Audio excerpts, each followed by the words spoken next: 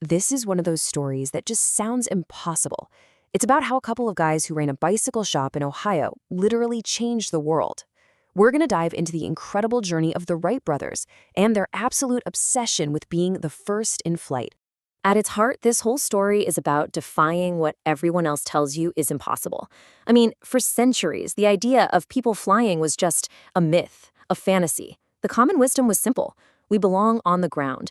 But this is what happens when a few people just refuse to listen. And it all starts with that one simple but incredibly powerful question. A question people have been asking forever, ever since they first looked up at the birds. What if? For most people, it was just a daydream. But for these two brothers, well, it became everything. Okay, so first, we've got to set the scene. This was the impossible dream. We're talking about the turn of the 20th century, and the idea of human flight, it wasn't just seen as a tough engineering challenge. To most people, it was a total joke. But yeah, not everyone had given up. In a small, pretty ordinary workshop, Orville and Wilbur Wright didn't see a joke. They saw a puzzle that was just waiting for someone to solve it. They were the ones who still believed in that ancient dream. All right, so how did this all actually happen? It all started in their workshop of wings. And this is what makes their story so amazing. The guys who pioneered aviation, they weren't some mega-rich industrialists or famous university scientists. Nope, they were bicycle mechanics. And that contrast is everything. You see, by day, they were experts in bike chains, gears, and frames. But that work wasn't just paying the bills. It was teaching them. All that hands-on experience gave them this deep, intuitive understanding of balance and control, exactly the principles you need to control a machine in the air. In their whole philosophy, their entire approach was actually really simple. They believed that if nature could figure out flight, then humans could learn how. They weren't just guessing. They were obsessed observers. They spent hours and hours just watching birds, studying how they twist their wings to balance and steer. They knew the secret wasn't about brute force. It was about having elegant control. And this brings us to the absolute heart of their journey, what I like to call the data of failure. It's so easy for us to look back now and think their success was a sure thing. But the reality? It was a brutal, relentless slog of trial, error, and just trying again. You have to picture this. They built glider after glider, machine after machine. And those early attempts, they weren't pretty. They were clumsy, they broke, they crashed. Wood splintered, fabric ripped, and their dreams came crashing back down to earth over and over again. And we're not talking about just a few bad days here. This was a relentless cycle. They'd spend weeks building something only to watch it get wrecked in a matter of seconds. And then it was right back to the workshop to fix it, rethink it, and haul it all the way back out to test it again. I can't even imagine the physical and mental toll. And on top of all their technical problems, they were facing this huge wall of skepticism. The public, and even a lot of scientists, just thought they were fools.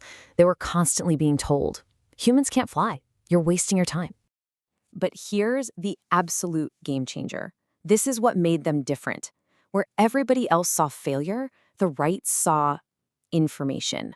A crash wasn't the end. It was a data point. Every broken wing taught them something new about lift. Every uncontrolled dive taught them about balance. To them, failure was just another word for data. So all that data, all that persistence, all those crashes, it all leads us right here to the climax of the entire story, 12 Seconds of Forever. The date is December 17th, 1903, and the place is Kitty Hawk, North Carolina, picked specifically for its strong, steady winds.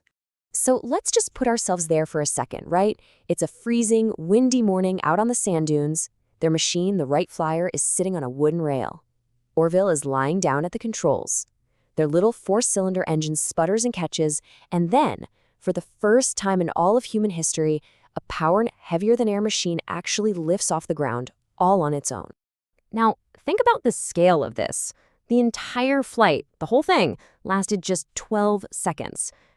You could probably hold your breath for longer than that. And it only covered about 120 feet.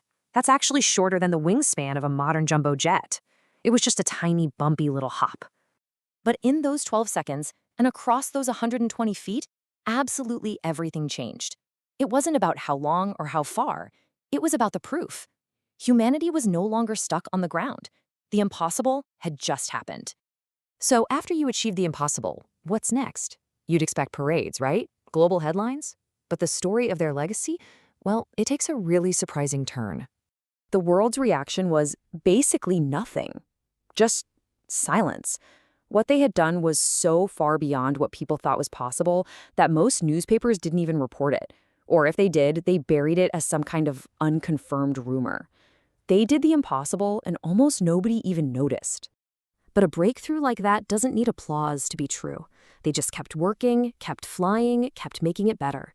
And from that tiny 120-foot hop, our entire world of aviation was born. Today, millions of people fly through the sky every single day. That little hop proved the sky was no longer a limit.